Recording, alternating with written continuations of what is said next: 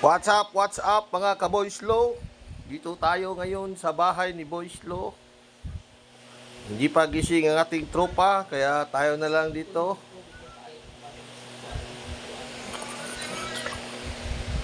So, dito tayo. Mga ka-Boy Troopers.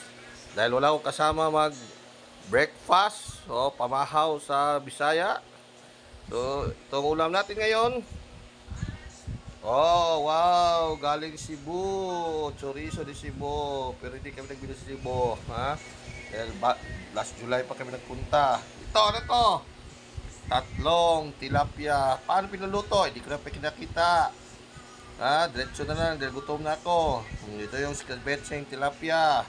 Sibuyas, luya. May espada para halang-halang ng konti. Suka. Sukang tuba sana. Wala lang sukang tuba. So ito na lang. Suka na lang na, alam mo na, yung white vinegar.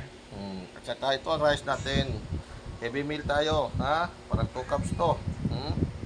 So wala man ako kasama. Galing ako sa school. Sa mga pink school. Pink plate. So ito ang dinala ko. O, yan. Ang visitors ko. Si Mr. Bean. Brown yung ano niya, no? Siya to, si Pink.